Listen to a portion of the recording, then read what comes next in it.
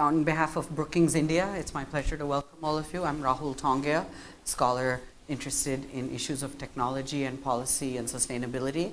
And we're here to benefit from the thoughts and learnings of Michael, who spent time in China and now is spending time in India as well, looking at institutions and political economy and conflict towards renewable energy. I think a very important topic, especially in light of some statistics that he'd shared earlier on in terms of, for example, how much curtailment or backing down there is of renewable energy in China. What's going on, why? So if one assumes China is just ahead of India, is that the future that India is facing as well? It's a very pertinent question.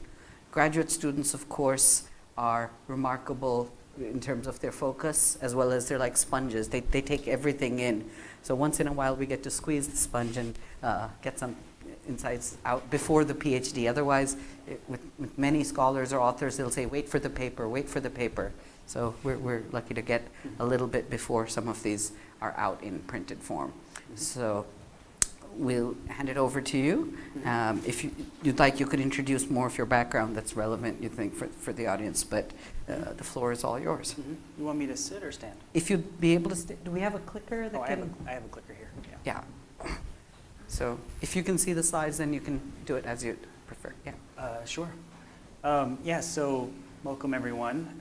It's great to be here. As Rahul mentioned, I'm a PhD candidate at MIT in formerly the Engineering Systems division, and my main focus has been on understanding what's happening in China with respect to wind integration. So it's starting from around 2010 or so, they started having serious issues with integrating large amounts of wind power. And this curtailment has since gotten worse, but there's certainly a lot of debate as to what the cause of it is. So that was really the genesis of my PhD project. And then just fortuitously, halfway through my PhD, China started embarking on a very new and potentially ambitious round of market reforms within their power sector, moving away from much more legacy planning institutions to markets. So then, fortuitously, I put those two together, and thus you have essentially the topic of my dissertation, which is the talk I'm going to give today. So with that, maybe I just jump right in. So just to orient you, this is a map of China, and I've colored in the provinces that have faced significant curtailment challenges and also have the largest concentration of wind power. And if we look at what those provinces are doing in terms of integration, on the y-axis here you have curtailment, and it goes up to 40% in some provinces. And on the x-axis you have wind generation share. So as wind increases, as a penetration in the province, at the province level, you see increasing amounts of curtailment. And this is showing those provinces over 4 years. So just give 40% is a large amount of wind that's being wasted. This is what Texas looked like from 2009 to 2015. So you see that Texas during 1 year had really high curtailment rates of 17%. And these are some of the higher ones seen in industrialized countries with developed markets. And then over the span of a few years, that curtailment's gone down, and now it's roughly less than 1%. Now the sort of the answer, the reason why Texas was able to lower their curtailment is relatively straightforward, which I would argue is not the case in China. And in Texas, it was transmission. There was a lot of wind built in the west, and there's a lot of demand in the east, and those transmission lines were congested most of the time. And thus, after building additional transmission capacity, the curtailment rates were able to go down while increasing wind as a share of generation. But if we want to understand what's happening in China, several causes have been proposed. So transmission bottlenecks is, of course, one of them. If you build wind in an area and the transmission lines leading out of there to demand centers are congested, or they're at their maximum value, then you might see curtailment.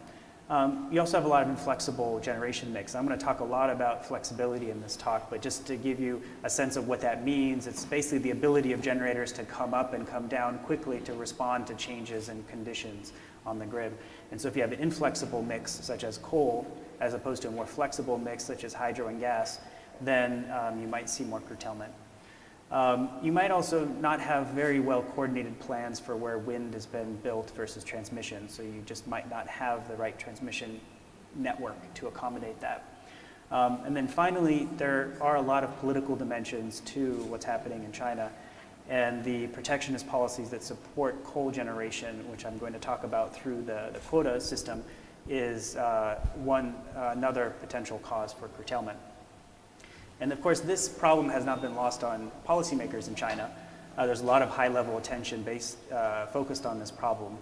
China's had mandatory dispatch or must-run policies for renewables on the books for over 10 years, and they've revised it and made stronger language around it several times to essentially no effect, in the sense that there's been no case of an entity being sanctioned because of not following the mandatory dispatch policy. You also have a bunch of additional, more recent policies like minimum capacity factors for renewables, essentially like a capacity factor is a PLF, a minimum PLF for renewables based on provinces, which none of those were met last year. There have also been some shifting in where wind is being permitted to less curtailment-prone provinces, and they do have broader goals of raising wind as a share of generation.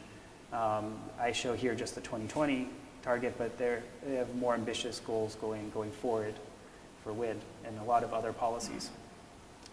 So I'm going to talk a lot about power systems today, so I'm just going to give you a brief primer on what this is. I don't know if I want to press any of these buttons to figure out if the red light works. Is that It won't. It's a TV instead of a screen. So no light. Pointer, unfortunately. No pointer. Okay. All right. So you'll just have to imagine. So there's basically the power system. If we color-coded. Break it down, exactly. There we go. Color-coded already. Is composed of 4 components. Its traditional system. You have central generating stations on the far left, black. Then you have transmission lines to transport that power with relatively low losses, the blue, to faraway locations. You have the green, which is distribution, bringing it down to low voltage, and then consumers or the retail side of the electricity, which is the black, the far right there. So you have 4 basic components of the power system, and I'm going to be talking about this in the context of deregulation in a little bit. So what's the issue with renewables? Why do we have to have a separate talk here on renewables as opposed to some other forms of energy? So renewables have a couple of different issues. One is that if you build renewables, you're constrained in terms of where you can build it, and they also are able to be built much more quickly than conventional generation. So you have this problem of transmission infrastructure not being matched properly. You also have this additional issue around flexibility, which is renewables are intermittent, which means that you need to have sufficient capacity able to respond to when renewables change, either going up or down, and you may not have that. Then this is investments kind of a long term. Now we think of scheduling and operations, which are more daily kind of daily process in grids. You have to have sufficient backup or reserve requirements. Those generators need to be available to respond to when renewables are not there, or when you see a sudden surge in renewables to sort of back down. You also need more sophisticated forecasting equipment. You don't necessarily have to have sophisticated forecasting equipment for conventional generation. You may need to have more frequent scheduling. You perhaps before you could schedule the entire day 24 hours in advance, and there'd be relatively low chance of deviating from that. Both renewables, you need to flexibly schedule it much more. And there's some additional, more detailed impacts I'm not going to go into today.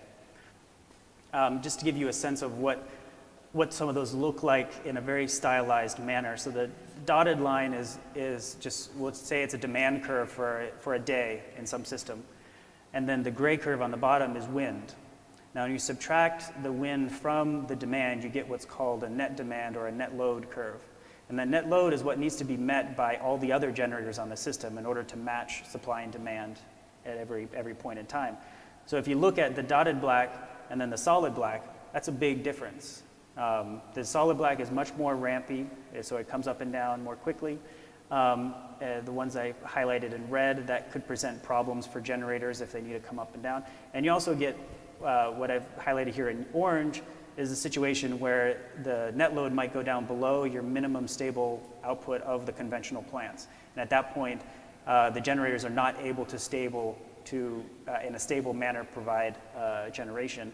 And so you either have to shut them down or you have to bring the net load back above that amount. So you can get these kinds of basic issues with scheduling renewables with conventional. So those are some of the engineering issues, but of course this is a political economy talk. There are a lot of political dimensions to this. And a very classic issue is that, of course, if you have a fixed pie and you're adding in new energy, someone is losing. Who is losing out of that? It's conventional energy. That's a classic political challenge. You also get different flows between jurisdictions. And this is a big issue, particularly in systems where governments have a large control and interest in maintaining certain types of energy mixes within their borders. So these new trade flows can present additional political challenges. And then of all of these investment and scheduling problems I mentioned before, those all incur additional costs. Who's paying for those costs? How are those distributed? Another aspect of this is the decision-making authority. So who's actually making the decisions on these investments, on these scheduling?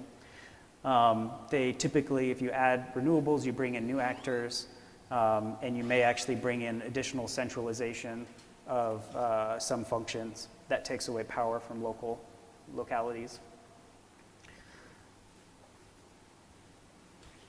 Oh, sorry. Oh, that's what I just mentioned. Okay, so we'll go back to this diagram of the power system here. And in red and black, I'm highlighting kind of the core of what's deregulation, or that basic concept. And the idea being that traditionally, all four of these things are in a single entity. That's what we call vertically integrated or vertical integration. Now, deregulation or market restructuring, or a number of different names for it, is essentially taking some of these components and making it competitive. So the typical one is you do generation. So you make generators be competitive. They have to compete on price, guaranteed access to the transmission network. And then you also can have competition in retail. And as a result of several decades of these experiences with market restructuring, we have what's known as kind of a standard prescription or a textbook prescription of how you might want to do it. There's a lot of details, but if we just focus on some of the high level, you're going to create new institutions in this process, new market institutions, new system operation institutions. You want to make sure there are no conflicts of interest in those, in the sense that someone who has authority over making a decision to a shared resource such as the transmission network has no vested interest in any market transactions that are going to be made on that network. That's key. So that's one of the fundamental reasons why the first thing you do is unbundle. You separate generation from transmission networks. You make them be two separate entities.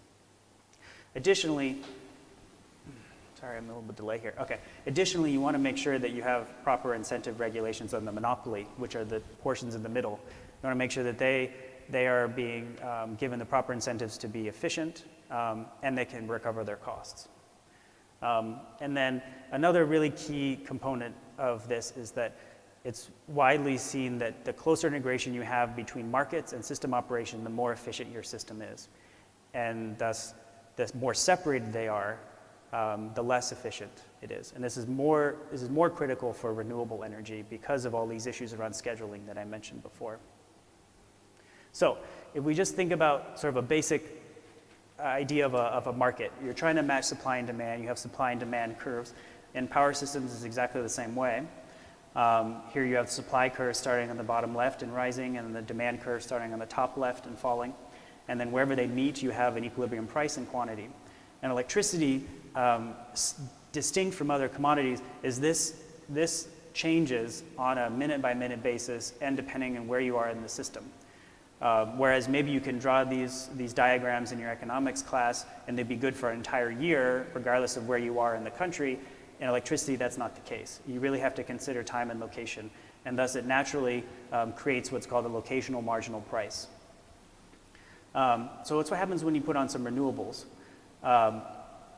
So we just go back here. This is the graph kind of without renewables. Then when we put renewables on, essentially renewables bin in at zero, which is their marginal cost. because there's no fuel associated with it. The equilibrium price then falls during those particular hours. And this leads to overall renewables depressing wholesale prices in markets where you have significant penetration. So this is what you've seen in Germany, and you've seen in many other examples. Incidentally, if demand is not perfectly inelastic, you might also see an increase in demand as a result of renewables as well, because price is falling. So just sort of one example, here's what some of those locational marginal prices look like in a market in the US, the PJM market. So deep blue is about $0, so it's basically giving away. There's lots of low variable cost generation there. And then orange is up to $100 per megawatt hour. Per megawatt hour. So $100 per megawatt hour is like 6 rupees, I guess, per kilowatt hour, right? And then you see this change is essentially as a result of congestion and then going into the high demand centers where you see high prices. And then, so that's on location side. If you think about the time side, this is Germany over 1 week last month. This is the generation profile. I know that it's too small for you to read, but yellow on top is solar. The one right below it, gray, is wind. Then you get a little bit of hydro, and then you get into conventional. So dark black is coal, and and then the kind of brownish one is another type of coal, et cetera. And so that's when you see, so keep your eyes on the second to last day there. That's a weekend where you saw a lot of sun and a lot of wind.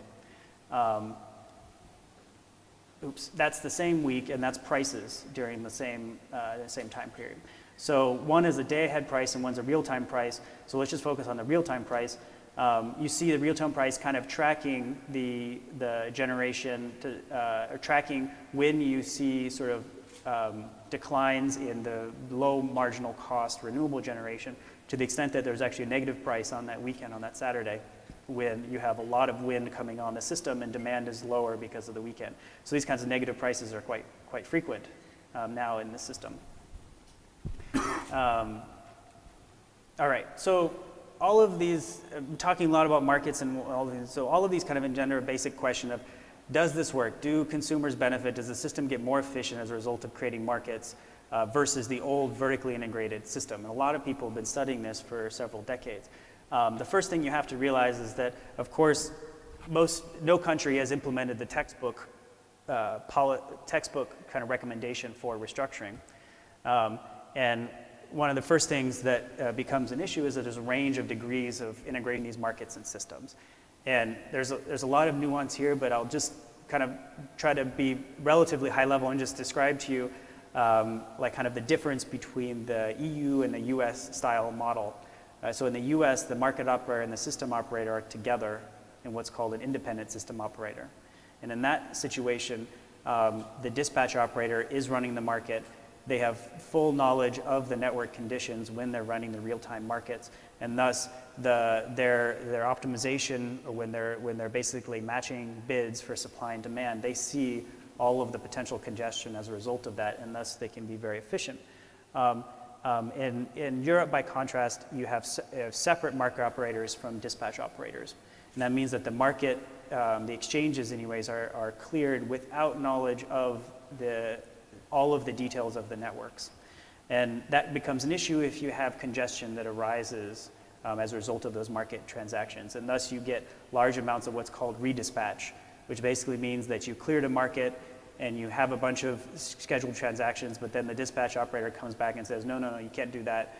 That's not feasible for some variety of reasons. Then you have to go the additional mechanisms to make sure it works. And that creates inefficiencies in the system. And another way in which countries diverge is many countries were very used to government controlling the power sector, and thus government doesn't really want to give up all of that power. So they maintain a variety of legacy institutions within this new market context, and this happens in many locations, and not just in China, which I'm going to talk about today, but in a lot of other industrialized countries as well. Finally, there's a variety of other issues relating to the industry structure. Essentially, how many new generators are there in the market? This was a big concern in the UK when they unbundled in the 90s.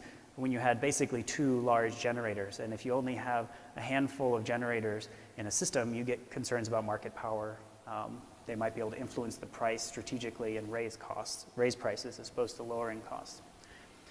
And a lot of the research to date on this has really been focused on prices and costs of this. So did the average price for consumers go down as a result of markets? Did the costs go up or go down? And then this issue of market power, which is probably the most important potential drawback of markets, of creating markets and power systems. But increasingly, this sort of the impact of market integration or creating market restructuring on renewable energy has become very important, particularly in Europe, where I mentioned they have a lot of different types of systems, and the markets and system operation are not embedded in the same institution. So then there's some initial work on Europe, but there is significantly less work, particularly academic work, on what the impact of particular market structures have on renewable energy, which may not be in line with costs and prices. So a market that may work well for reducing prices for consumers doesn't necessarily mean that you're going to see more renewables on the system as a result. All right, so let's talk about China. So that was kind of giving you a broad landscape of what these institutional challenges are for electricity markets. Let's think about China, and this is the modeling and some of the background is in this paper, that's the working paper that's on my website. So China has partial restructuring, so it's a mixture of this vertically integrated utility and this fully restructured market. They were technically unbundled in 2002, which means generation was separated from the transmission companies. But following that, the restructuring process kind of slowed down. And importantly, and what I'm going to talk about here, is that without creating a fully competitive price setting mechanism, the government still controls most of the prices in the system. They also maintained an allocation mechanism for generation. And this is a quota, which I'm going to be talking about today. And a quota is essentially the government, local governments in particular, determining which generators get how much generation during the year, particularly for thermal generation. You also have relatively low amounts of private players in the market. There's a lot of state ownership, both at the central level, and provinces can also have their own provincially owned enterprises, generation enterprises. And these SOEs, these state-owned enterprises, because they're owned by the state, they have other motivations besides just profit. So assumptions around market operations are not necessarily accurate in that context. You also have, as I mentioned before, some issues with protectionist policies. You also have local governments that want to maintain their own systems. So they want to restrict imports and promote exports, even if that would mean less efficient for the overall system. And there's a strong ability in terms of the authorities they have over their system to do so. Sorry, to clarify, you said local, so that means province level? Province, yeah. So when you say import, they're talking importing electricity into that province? Yes, yeah, sorry, yes, yeah. Local, the major unit for dispatch in China is at the provincial level. So when I mentioned local throughout this talk, I'm going to be talking about provincial governments, which are, the equivalent of states. Yeah. And then there was a nominally independent regulator for some years in China, but it was always suffering from complaints of capture and of just essentially insufficient capabilities to actually regulate or enforce any of their measures. And then a couple of years ago, they disbanded that and just became part of the government. So there is now no independent regulator. And then just 2 years ago, China, as I mentioned fortuitously, they must have seen my PhD research and decided, okay, now's a good time, to start a new round of market reforms. And broadly, it has a lot of, there's a lot of details on this, but broadly, the goals are to reduce the amount of these quotas and move more towards market-facing mechanisms to address renewable energy issues, and then to kind of reduce or shave off some of the roles and the power of the grid company, which is seen as getting too large. So I've spent several years in going back and forth to China and interviewed a number of folks at the central and local levels. And so some of these insights are coming from those interviews. I'm just going to sum it up here on one slide, but happy to get more into the details in Q&A. So the first sort of basic observation is that despite having mandatory dispatch policies for renewables, quotas for coal plants and quotas for conventional generators basically win out when you're deciding scheduling. So these are still widely practiced. They've not moved away from this entirely. The interprovincial transmission issue, so trading across jurisdictions, is relatively inflexible in the sense that transmission allocation either on a total energy amount to be transferred or in terms of what the load profile is for transferring from province to province is fixed, sometimes a year in advance. There is the broader goal of moving away from quotas towards markets is usually predicated on building markets for physical bilateral long-term contracts. And physical bilateral long-term contracts essentially mean that you're a generator, you sign this contract, and you get paid only if you actually generate energy. So in that case, it's a physical and not a financial contract. Bilateral meaning that it's between a consumer and a generator. You're not making it directly with the grid company. And then a long-term contract means that you're doing it over the span of a year. So you're basically locking in that amount of generation for the entire year. And there are very few mechanisms to actually deal with imbalances on a short term in a market fashion, or to really trade these contracts if something happened on a short term basis. The markets experiments that I mentioned are usually directed by local governments, so they oftentimes meet local government goals. They don't necessarily meet the goals of the central government or of other realities or other kind of broader policy goals, such as promoting renewables. So I'm gonna describe to you very briefly a modeling exercise that tries to get at this question in China of why the renewables curtailment, wind curtailment, is so high. So I picked this region, the northeast region of China, composed of these four provinces. And this is the only equation in the slide, I swear.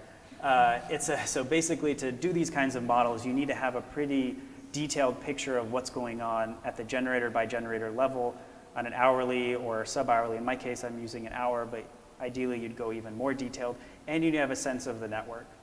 So this is using what's a very typical power system model called unit commitment, and you're just basically trying to minimize costs subject to all of these constraints on the system. So I start with this basic model, which is done day ahead in most advanced power systems, and then on top of that, I layer some of these institutions that I was talking about, and see how they change the outcomes.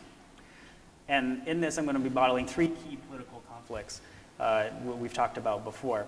The quota, and that's just some minimum generation that's allocated to coal, going to limit transmission to reflect these kind of long-term transmission contracts, and then reserves. And reserve generation, as you recall, is very important to address sudden changes in renewable energy. Currently there's not a very effective mechanisms for provinces to share reserves. But if they did, they could potentially have an impact. So if we make provinces satisfy all of their reserves within their boundaries as opposed to being able to share it, those are the two different institutions I do there. And then here's the basic data slide for the results. So for each of those, and I'll walk you through this pretty in great detail. So for each of those different institutions, you'll see at the top the kind of the code for it. For each of the institutions, I basically turn them on or turn them off, and you get 8 different combinations. And you can kind of see what happens when in each combination to understand, at what point do you see big increases in costs, and what point do you see big increases in renewables curtailment. So again, cost is on the bottom. So as you go to the right, things are getting more expensive. You're using less efficient coal, and you're curtailing more. And then going up, that's the actual curtailment percentage of wind. And then what I've highlighted here is if you're down on the bottom left, you're basically unconstrained by institutions. You have none of these issues that I was talking about. And then as you go further to the right and as you go up, then you're constraining it more. And one of the key observations from this modeling exercise is that the quota, while it increases costs, does not directly contribute to renewables curtailment in this model. And some of the bigger issues have to do with trading. So as you restrict trading, it's becoming more difficult to integrate high levels of wind energy.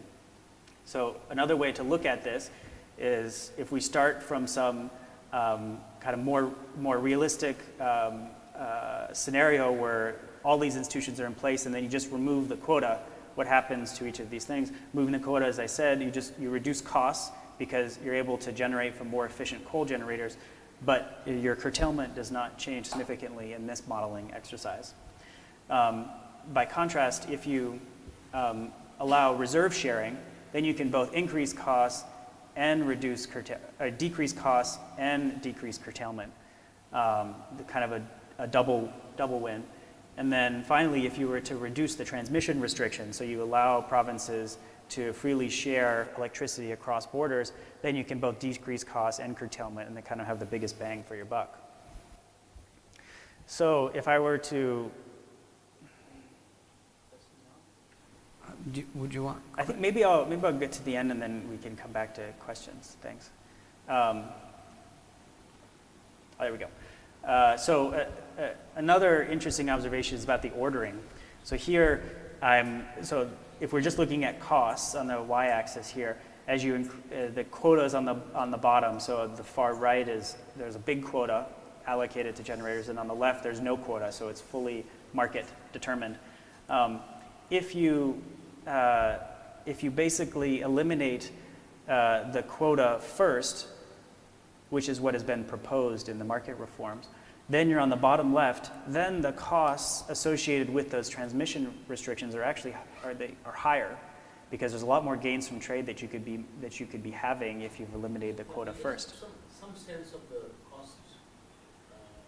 So Numbers, like some sense of how much difference it's making.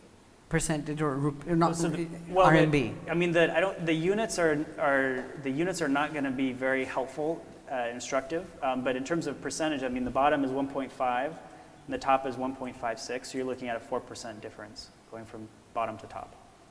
Yeah. So if you first eliminate the quota, then the kind of what you're leaving on the table by keeping those trading restrictions is quite high. Whereas if you get rid of the trading restrictions first, then the gains that you might see from quota would be less. So it's basically making an argument that quota is not the first thing that you would want to do if your goal was to reduce costs. All right.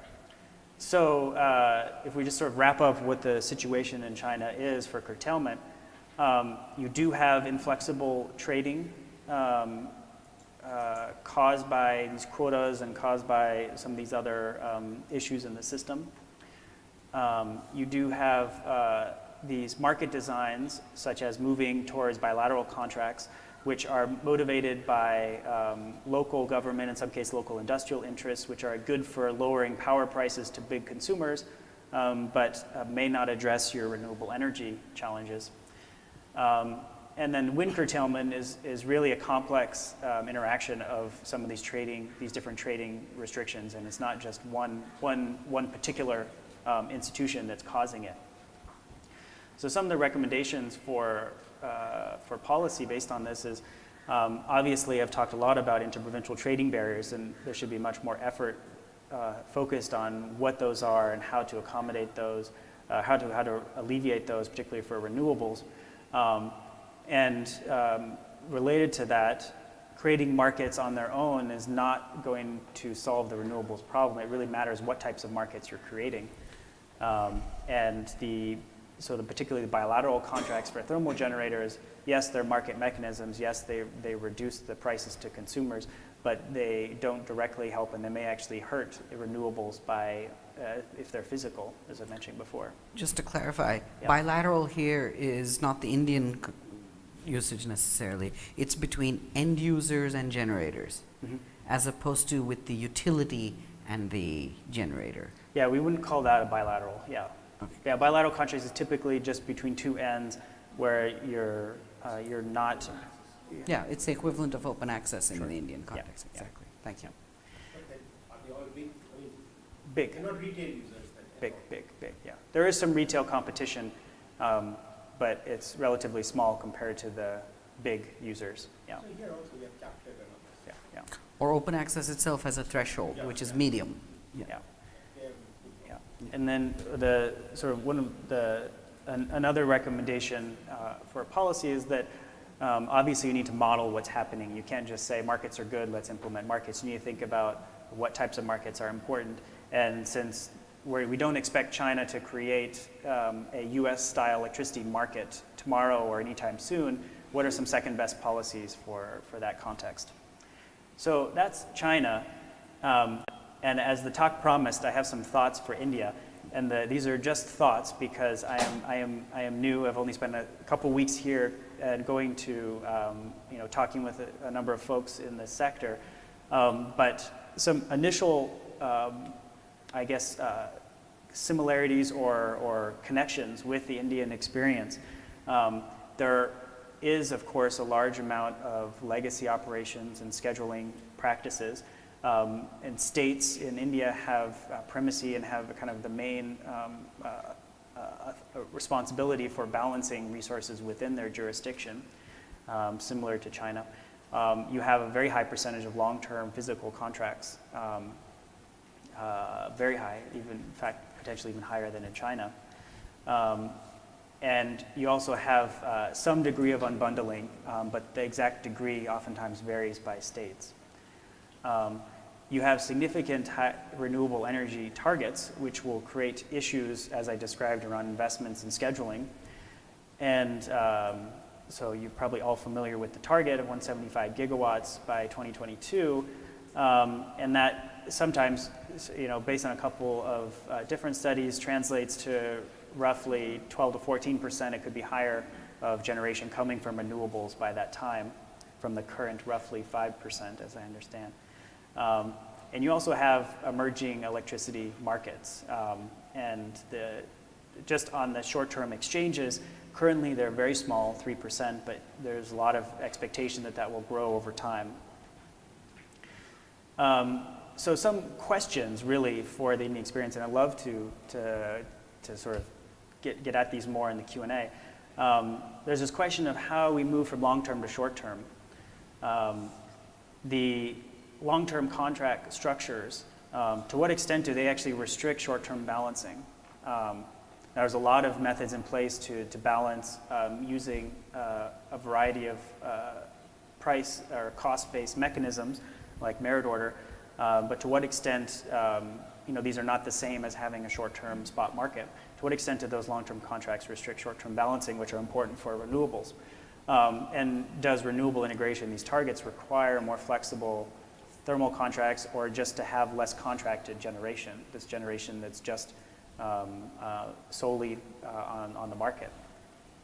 And in these exchanges, should renewable energy participate, or what level of participation might we expect from renewables outside of RECs, but thinking about energy? And then another question is, how do you increase the balancing areas? How do you increase the geographic scope to take advantage or to reduce the potential trade barriers? So as I'm saying, state to region and potentially nationwide. So are the current cross-border trading mechanisms in India sufficient to meet these renewable energy targets? I think that's a very important open question right now. We have there's a number of different methods to exchange power between states and regions. Some are more market price-based, some are more administrative price-based. What's the appropriate combination of those? And as a result of these changes, you're going to see shifting power dynamics between the state and the center. As you were to increase the size of balancing areas, or you would try to centralize more of these functions like forecasting or other issues, you naturally are taking away power decision-making autonomy from the locality. So how is that? What's the new balance of power that we might expect with increasing renewables? So those are just some of the questions, and love to get into more of the details on that and to what extent you think these lessons for China apply to India, or any questions that you might have on the Chinese case. Thanks so much.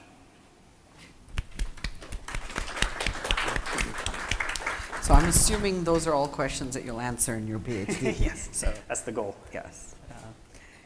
Before I throw it out, I have many questions, but I'll refrain. But just ask one that sets the tone or steps back. Do we have all the data we need to even ask the right questions? So for example, when you talked of China's curtailment, are those measured, instrumented curtailment? Are they known as being technical or financial? How do you break it apart? Why were they curtailed? And then the question for India is, do we even know, for example, how much curtailment occurs in India? And one hears different answers from different folks. So Yeah. is that an issue? Yeah. So how good is the data in China? Yeah, data is issue. Notice I didn't have a slide on India up there because I don't have those data. Those data are published by the grid company, the Chinese data that I showed. And measuring curtailment in any context is difficult because you're essentially measuring what would have happened if you had not, turned off these turbines.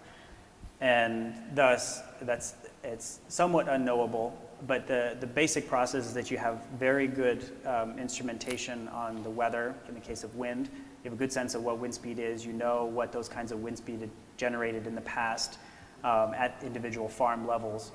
And you, of course, know when the grid company told those generators to curtail and what curtail to what. So from that, you can get a relatively confident sense of how much is being curtailed. In China, those again are official numbers. There is, of course, a lot of skepticism on the reliability of Chinese data. I would say electricity data is probably more reliable than others because it's a lot of these data in terms of total generation and consumption. You have meters on all of these things. It's relatively relatively easy for one generator to see that some of these things are off in order to complain. But the exact numbers could be low. Those could be low in China.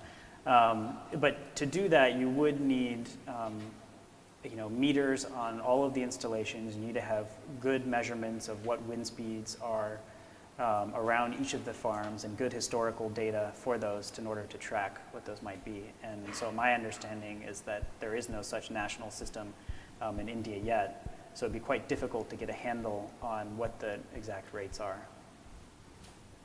Great. Yeah. So in some ways, it seems India is better off or could be better off than China when you talked of interstate, for example. Mm-hmm. So India is more open to flows across state borders, or could be. So wanted to open it up.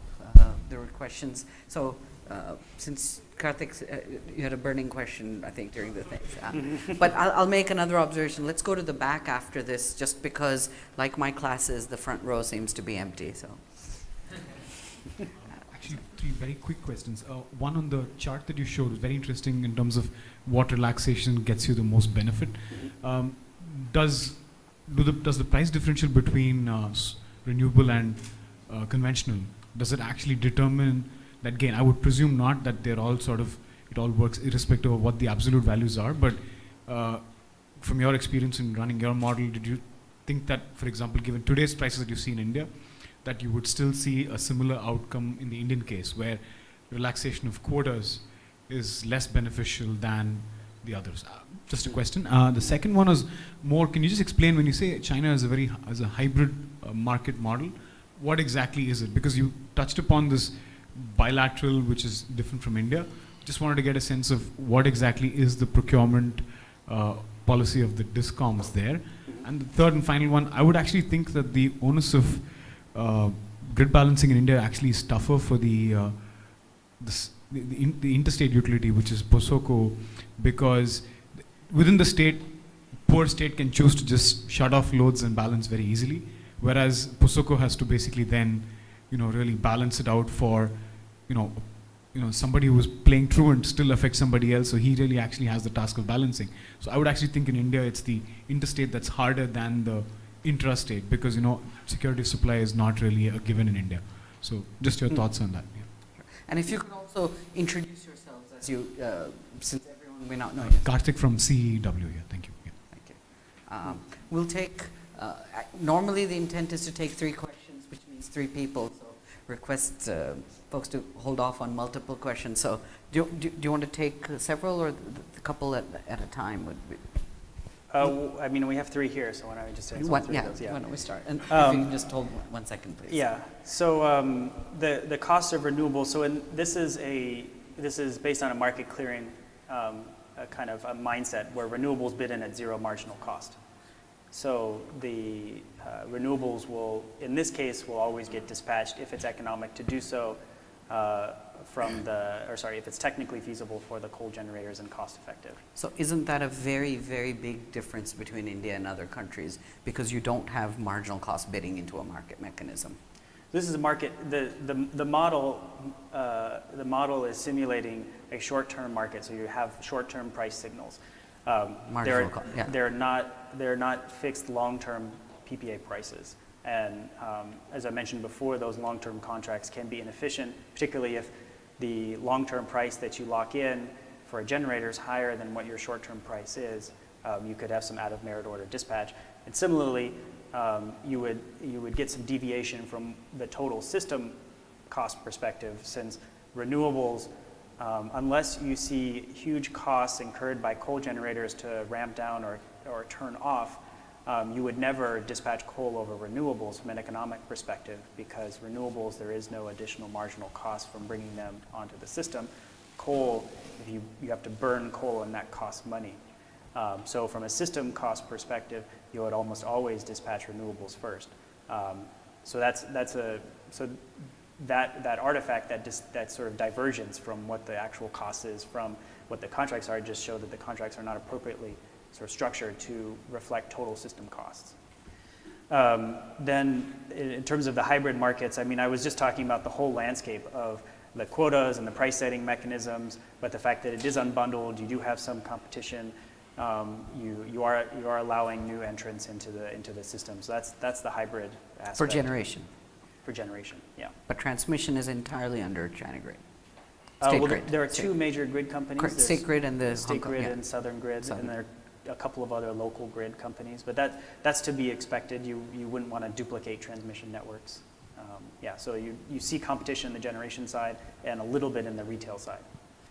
So that's why I was calling it a hybrid model. And to your question, whether SLDCs or POSOCO has a tougher time, I think that's a really interesting question. I don't know the answer to that. I do have a sense from the states that they really watch that UI. They really watch the DSM. They want to keep it within that band because they don't like those penalties. So that gives me the sense that they're kind of trying to meet their obligations as close as possible to their RLDCs and the NLDC. But that's an interesting question. I'd love to explore that more. Michael. Could you introduce yourself, please? Yeah, I'm Daljit Singh. I work for the Center for Energy, Environment and Resources. Take the case where you have organized wholesale markets like the US, where you have clearing price, hourly clearing price.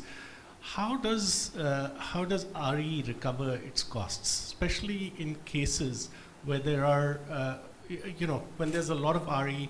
In those times, the marginal price, the price in those hours is essentially zero, whatever they bid, and if that's for a long, as more and more RE gets added, you're going to get less and less. So the return to RE will be if that was the only thing they were getting, it's unlikely that they would recover their costs. So I want to ask you, how do they recover their costs? Is it through certificates? You know, like in New England, you have tags, or at least at one time there were these tags, which is like we have renewable energy certificates in India. Is that how they recover their costs? So I would just comment that most of the hours of the day you have positive prices. Bidding in at zero just means that the marginal price goes down. It doesn't go to zero. They're just as the German case, as I showed, well, in the very stylized example, the price goes down when you put more low marginal cost resources in the head of the supply stack. But the price does not go to zero. It went negative in some of those cases in Germany, as I said, but that is not in every situation in which there's lots of renewables. No, It's not like a burning question. But I think his Yeah. point was it may not go negative, but it Negative, comes but it's down. Down. Yeah, See, I had two parts to Okay. to respond to. So the first one was your claim that when there's lots of renewables, the price goes to zero. That's wrong. almost zero. It's low. No, not almost zero. It just goes down. It doesn't. If the system were 100% low marginal cost resources, yes, the system would be. At least very during the difficult. hours when only RE is on the system, for example, it happens in Germany sometimes, then the price during those hours will be zero. Yes, in that situation, that almost never happens. But yes, Yeah. yeah, 100% RE on a system. No. Yeah. Yeah. Yeah. It happens on some hours in Germany on, sometimes like Sunday or stuff like that. Okay. Yep. So that happens very rarely. Yes, we both agree on that. Okay. The price but on other hours, the price does go down. You see average wholesale prices in Germany have gone down as a result of renewables. So that naturally hurts everyone in the market, but it hurts renewables in particular because they're available oftentimes when the prices are low, when demand is low. Right. So that further depresses the prices. So the typical response to that from a market perspective is simply that you will build RE until it's not profitable to do so. And thus, the price signals will reflect, so the investment will reflect what is the expected return given the decrease in prices over time. So that will be sort of included in the investment decision making. Additionally, you see changes in the price signal, particularly more volatility as a result of the ramping up and down of renewables, and that will be accommodated by more flexible resources that will see a value by entering the market and being able to accommodate it. So you'll reach a new equilibrium based on those pricing considerations. Yeah, now, okay. to reach even higher penetrations of renewables, you would certainly need to see some kind of additional either incentives or some kind of additional types of mechanisms. And in basically every system and where you have lots of renewables, you do have government policy. You do have either feed-in tariffs. In the case of the U.S., you have production tax credits. You also have RPS, RPOs at the state level, a variety of other measures which basically force more renewables on the system. But the way that the market functions in terms of the short-term clearing mechanisms is it should still give you the appropriate, efficient investment signals. Yeah. We can talk more later. Yeah. Yeah. Hi, I am from ILFS Energy. Mhm. Before this, with Tata Power Delhi Distribution also. Okay. Just a quick question that, see at the regional level, RE, you have the state controller and the regional controllers who would know how to manage the RE flows. But when you come to the distribution level where rooftop, I didn't hear anything on the rooftop. So the impact of rooftop is that there is a much more localized impact on the distribution, and the RE integration has resulted in, what I understand is that even at the local distribution level, the transformers have got limits about how much RE you can permit, because if you have too much of RE, then the variability goes too high and they are unable to control.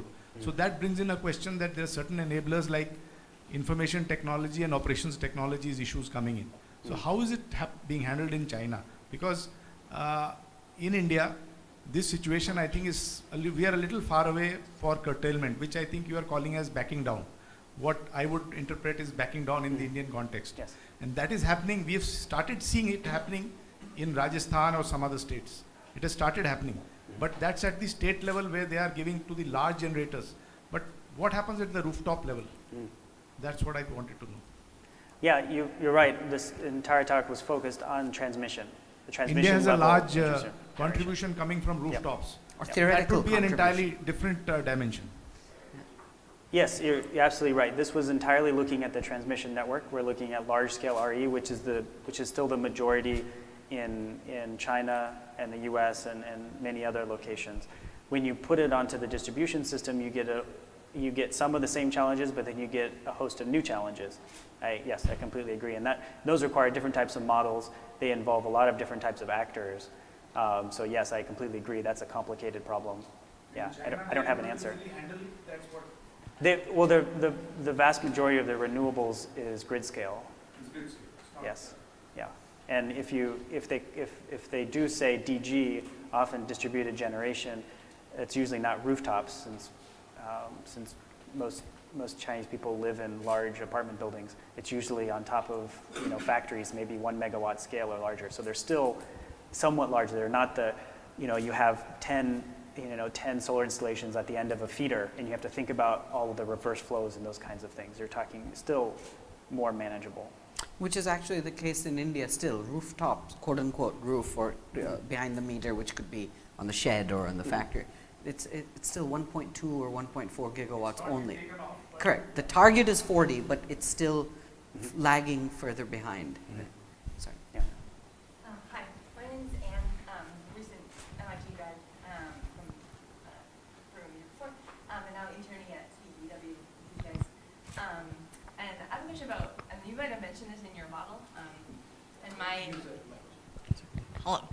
The things I know about are more sort of like the technical side of generating, so maybe this, I don't know. So I guess my question is about like approaching the question of like cost and the variability of renewables from like the demand side, and if that's something like through demand response on either like from a market perspective or from a regulatory perspective, and is that something that like is happening in China? Is it accounted for in your model? Is that something like other people are researching? I guess it seems to me, without like in-depth knowledge of this, it seems like that would be a good answer, or storage, but put that aside. Yeah, is that something you've looked at, and if not, is it just not like a big enough piece of the puzzle, or what? Yeah. Yeah, I mean, demand response is one potential solution to provide more flexibility to the grid. And all of these things that I was talking about here was assuming fixed demand, or we call perfectly inelastic demand. And thus, you're just trying to manage the supply side to meet demand. Now, there are a lot of policies and a lot of talk in China around enhancing DR.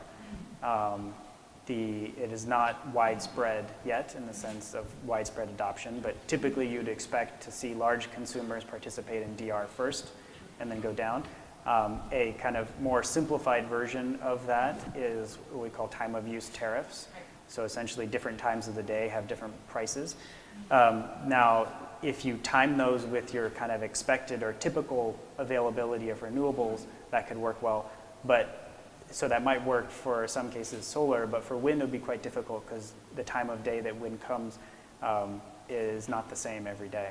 So the time of use TOU tariffs are not the most efficient way to deal with those kinds of issues on the system.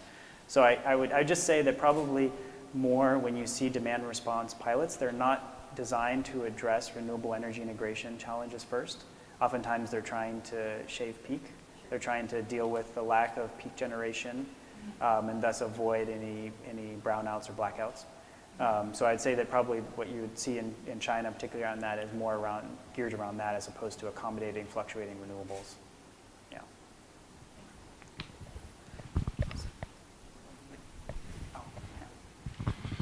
Just a modeling question. Yeah. How amenable is your modeling to non-standard decisions at the, let's say, well, you didn't mention utilities, but let's say at particular nodes. For example, distribution in India, you might have distribution companies basically taking an approach that they have a satisficing approach and then saying we're going to limit our average losses to a certain level.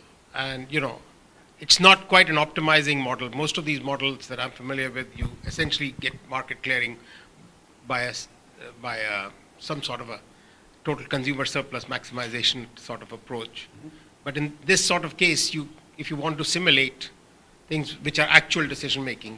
You mentioned something like that, but I wasn't sure if it actually is modeled into your system. So this model is an optimization where, as you said, I'm trying to maximize surplus or equivalently minimize costs, because since demand is fixed. So that is the assumption underlying this model. And that's why renewables have a cost of 0 and coal has a marginal cost equivalent to its variable fuel cost and O&M. So that's essentially what this thing is modeling. And if you try to deviate too much from that, you do run into issues, certainly. Basically, you get non-convexities and You might get some non-convexities and other things. I mean, I'd say that just probably the first problem before you even talk about the tractability of your model is just the reasonableness of your parameterization, because whenever you try to model decision making in a very simple manner, you're going to have to parameterize something. You're going to have to come up with some essentially made up parameter that tells you how people make decisions. And then the problem becomes, how do you validate that parameter, how you estimate that parameter, and what sort of sensitivities do you do around that? So I don't know of a really good or accepted way to actually model that before you even talk about the tractability problems. So then the natural sort of solution is that this is not the answer. This is not what I showed you the results are not exactly what's happening in those regions in China currently. Essentially what I'm doing is taking a consistent modeling framework and then adding on some of these constraints so you get qualitatively what is the change as you move from different institutional paradigms. But to actually model specifically what's happening in practice and all of the decisions that are made down to each individual operator, that would be impossible. Yeah. Sure, of course. Yeah. No, yeah, this is a problem. You mentioned in provincial protectionism, essentially, in one of your Yes. slides. Yeah. This has been, China has been known for its cellular economy. And for a long time, you would typically in other trade, not necessarily energy trade models, others, you've often confronted it. And you actually, since you did the 70 interviews that you did, I'm wondering if you came across people telling you that these were the rules of thumb that the bureaucratic chain of command is given. I'll give you a very, the type of thing would happen here. Typically, a state would be told that they have to be limiting their imports to X. That's what used to happen in China, too. It may not be happening now, but I suspect it is. So those sort of things, it's an agent-based modeling, essentially, but for a very few agents. Yes, I think that's a really important observation around the validity of using this type of model. So this model is a central optimization model. It assumes one agent, and then it's an appropriate approximation when all of the agents in the system are profit maximizing, and none of them have market power. Then you can show that they're equivalent. If those two conditions or one of them doesn't hold, then the model does not represent exactly what the decision-making situation is. So yes, totally get into that. But just to your point, what rules of thumb are being used? I don't need to get into the rules of thumb to use this model. For example, the transmission data that I used to parameterize what the restricted transmission flows were the actual transmission data from that year that I simulated. So you can use some of the data to approximate that. But the other rules of thumb that you might have are, well, we turned on this coal generator last week. It's only been on for 10 days. Let's not turn it off again. We want to keep them on. We don't want to make them turn off too much. That's not you could put some economics on that, but that's really more of a rule of thumb. And those kinds of things do exist. I didn't incorporate those rules of thumb specifically in this model, though. So, Yeah. two questions. I mean, Sure. one you've alluded to was coal. So in a lot of countries, in India, there's been a lot of discussion. Even the NREL report that came out recently is relying on coal to go down to 55% output, which is a CUFP output level. It doesn't necessarily talk about ramping implications. So what has been the experience of other countries? Does China also make its coal go down? How fast, how much, to what level? And it almost seems that you'd rather not have coal doing this role, but you'd rather get other things to do, more flexibility, more ramping, more peaking, things like this. So what are some insights? Second question, backing down. In India, like I mentioned, we don't have good statistics. There is some backing down. Tamil Nadu has had significant backing down. It's also the highest RE penetration. So obviously they go hand in hand. If we say India is 5.5%, 6% RE today, and it doubles in a certain time frame, maybe in 5 years, share of renewables, is the expectation of whatever curtailment we have going to be proportional, linear? Is it going to hit a step function? Unless things change. Now, obviously, we can't answer that without knowing what transmission is doing, or do we have other storage or ramping? But is this something that remains linear, or is it something that can have an inflection point that we need to worry about? And the flip side of it is, because we don't have the same market mechanisms you talked about, how RE impacts price demand curves.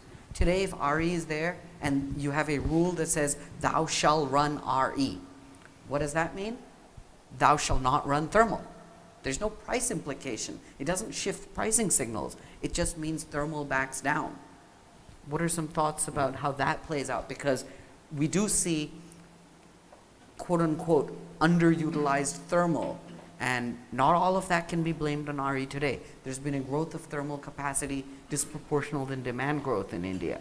But at some point, you're going to get more and more because of RE that could be attributed. And if you don't have a mechanism that reflects that signaling, all that's going to happen is there's going to be one other entity that's paying for it. Yeah, I think those are a lot of really interesting questions. So if we just to sort of tackle them in order, coal plants are very different. There's a variety of different designs. Some of them are built for different types of operating modes. And as you move down your loadability, your loading factor, you tend to decrease efficiency or increase the heat rate, and that's well observed. And in some cases, you will actually shift your operating condition from supercritical to subcritical as you get down below. Are there any numbers or what people believe, or because that's a question that's very discussed in India. So in terms of the technical components, again, those vary by the unit.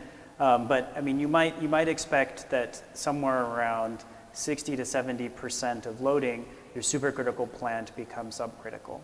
Depends on the type of unit. Subcritical means efficiency is going to go down, or heat rate's going to go up. You might see relative efficiency losses of 5% or 10% as you go down. Now, it doesn't mean that you don't go down. It means you'd have to calculate the cost. That cost would be reflected again in sort of the marginal cost that the market would show. And then at some point, the generator would say, no, I don't want to shut down and I can't go down any lower. Thus, I'm going to bid a negative price into the market. I'm going to say, I'd rather pay money to stay online because otherwise I'd lose more. So all of those prices would be reflected.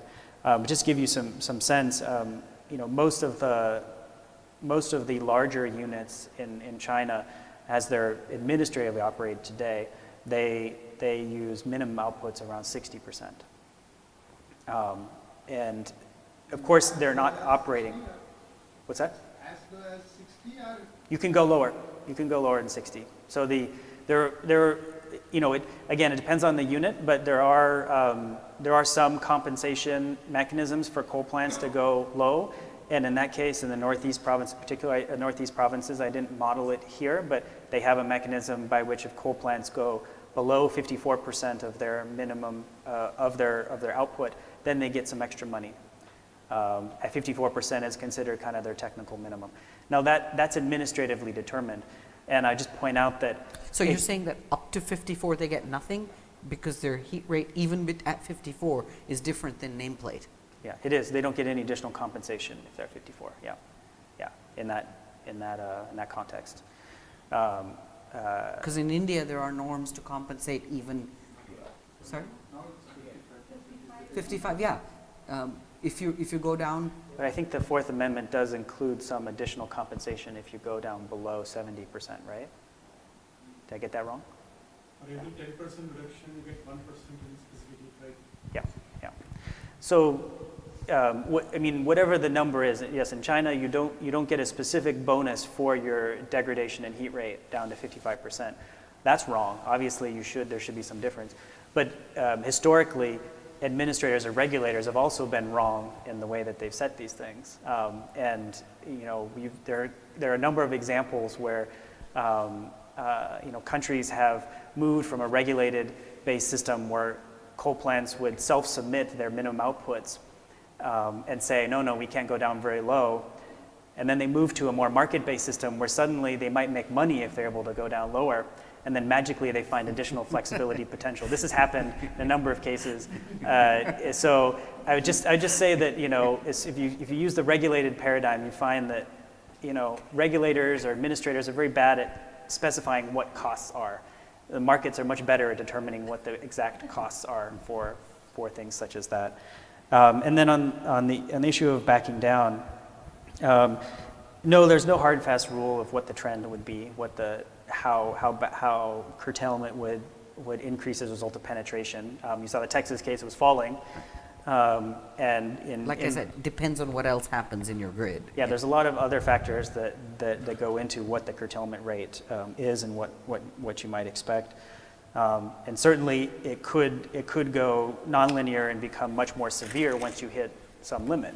I mean, you could imagine you could take all the RE up to a certain point, and then all of the RE after that would be curtailed, in which case you'd see this nonlinear, you see this inflection point. Again, those are all hypotheticals. You need to have very detailed studies of the system to understand what those are, what those inflection points might be.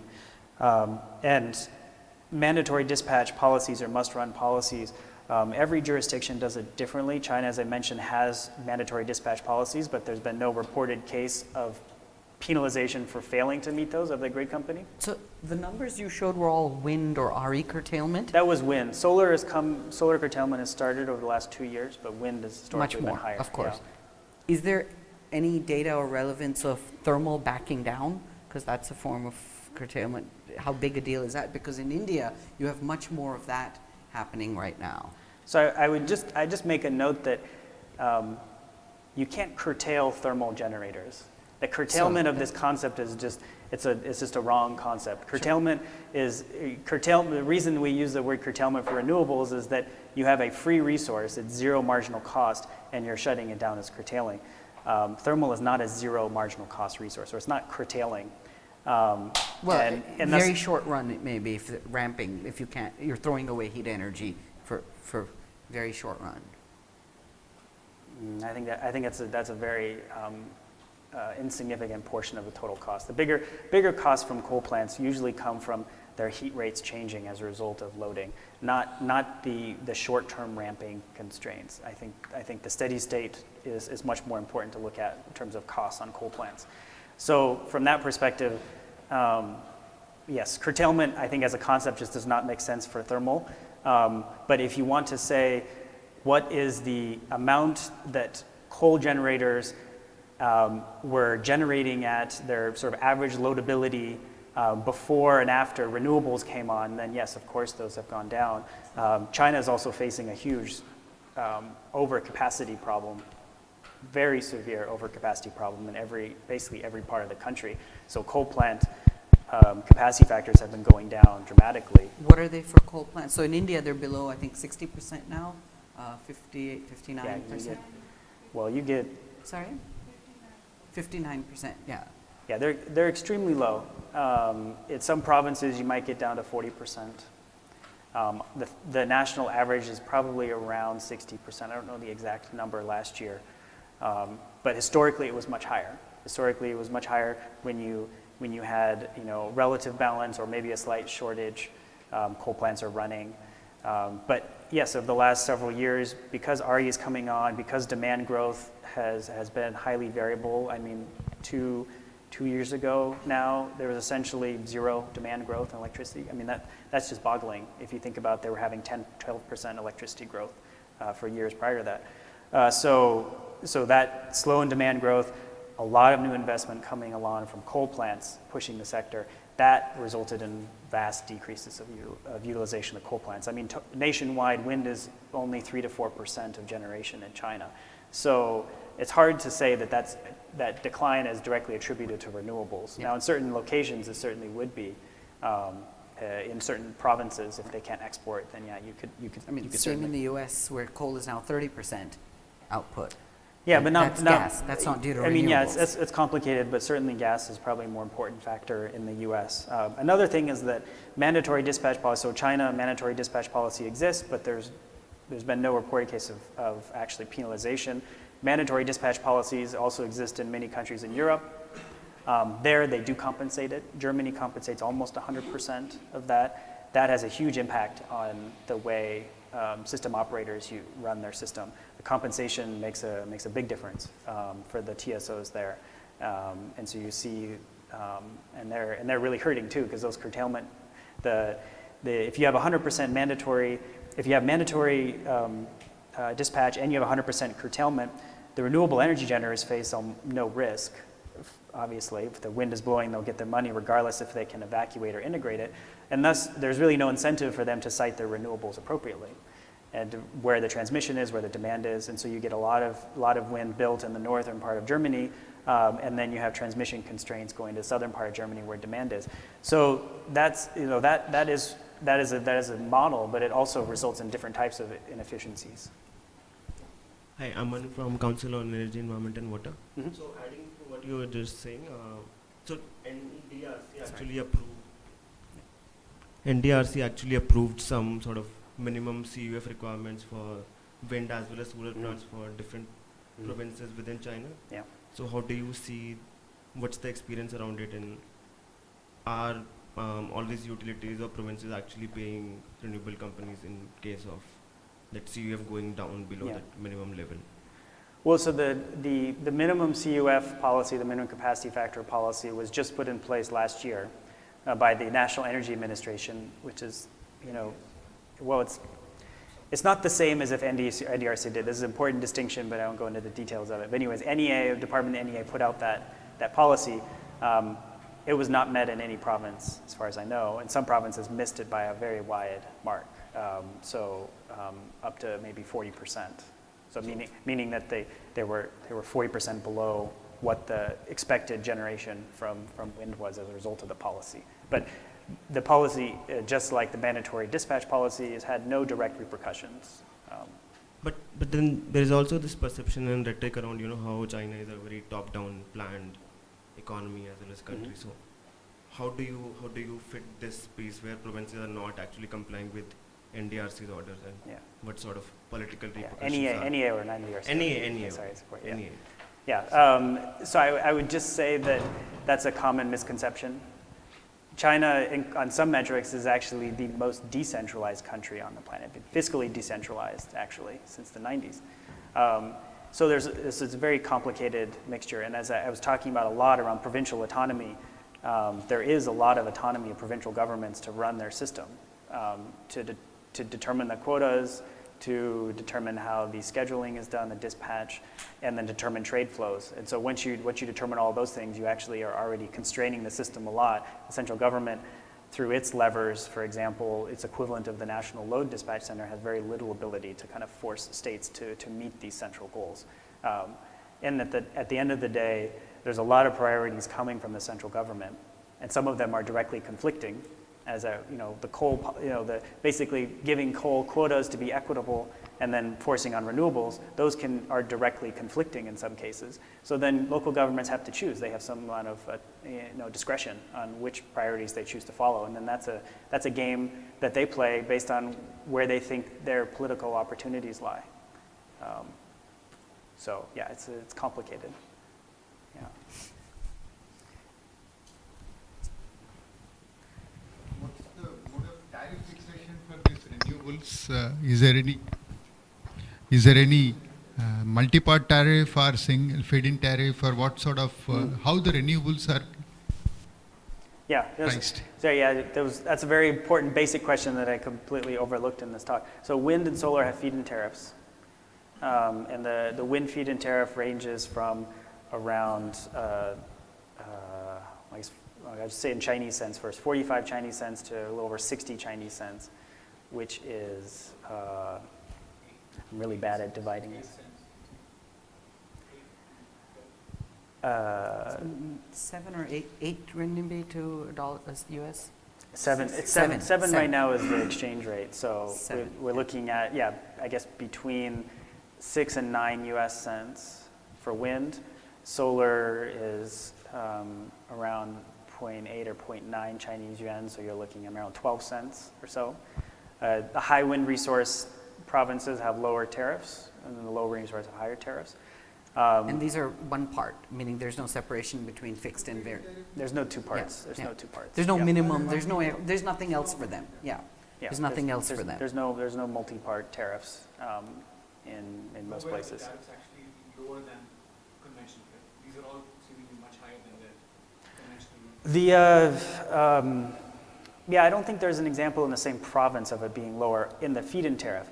Now, I did mention all of these different markets mechanisms, and some of those markets actually involve renewables. And then the renewables markets are, you can think of them as a way for certain consumers or provinces to get out of paying the feed-in tariff. Instead say, we will let you get on the grid, but you're going to have to reduce your price. And so those prices might be lower than thermal generators in certain cases. Yeah, did I answer your question? Okay. Hi, I'm Sahil from Brookings. Very interesting conversations. I just wanted to take you up on one of the, what you briefly touched upon, like theoretically, again, if you have cost plus, marginal cost plus energy market as opposed to capacity markets, which we generally find in India.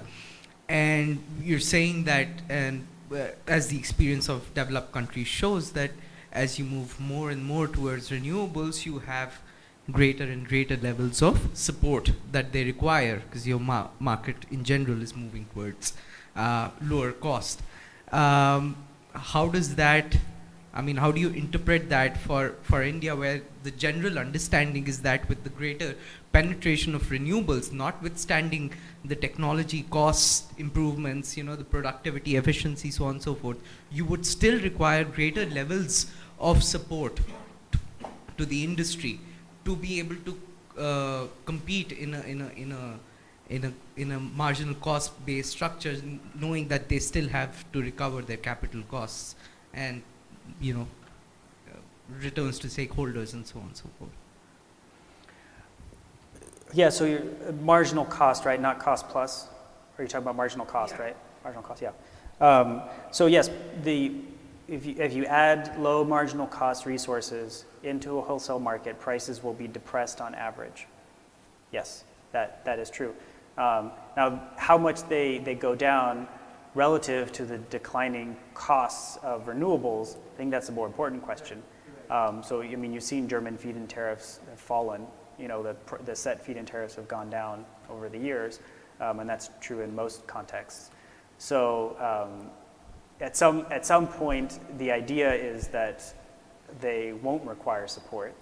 But if you take out the support question and you just think about what is the market operation under this scenario, theoretically, as you mentioned, the system can handle any combination that you throw at it.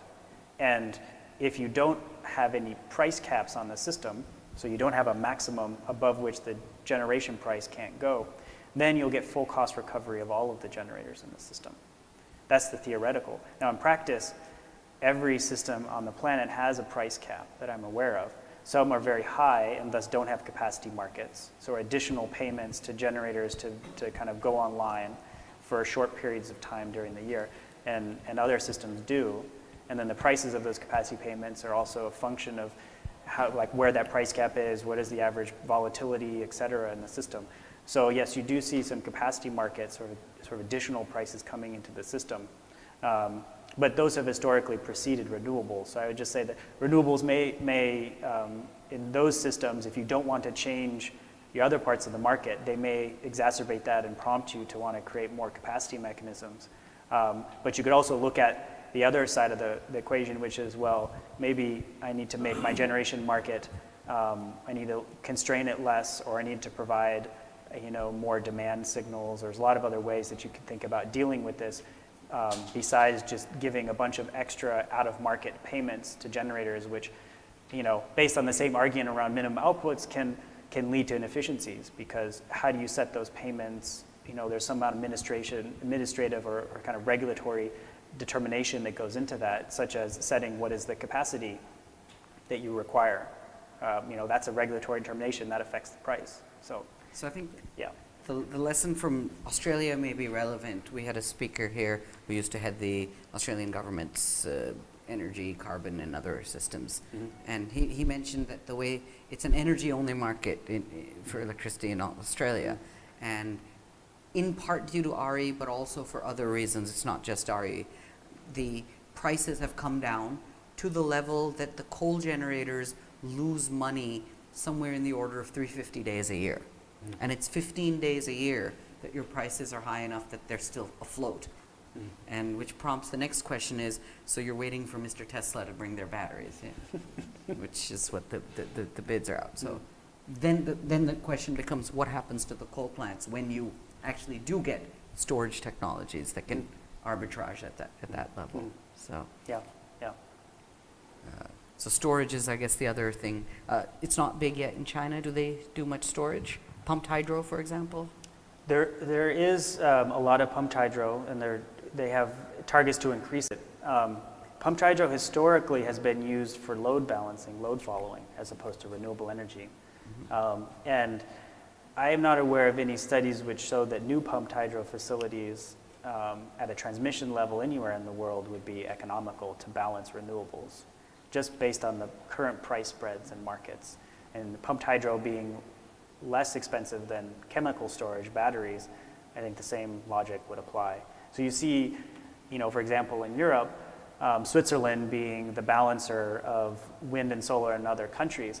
That's only part of the story, because most of those facilities were built under regulation in Switzerland, decades ago, which means that they were guaranteed cost recovery, and they've already basically paid back all their capital costs, so they're operating for free. If you don't have any capital costs and you have relatively low losses, then yes, you can make money doing that. But that's just because you're ignoring all the regulated costs that were paid by the facility a long time ago. So I think the same argument you should really apply closely to any analyses of cost-effective storage used in systems right now. I just don't think we're there yet. And for India's case, it would all be new build. Yeah, I don't know the data on India. I don't know the cost implications, the price spread, or whether they're merchant or whether they're owned by the grid. I don't know the details here. In China, most of the pumped hydro is owned and operated by the grid because they were using it for grid flexibility, load following.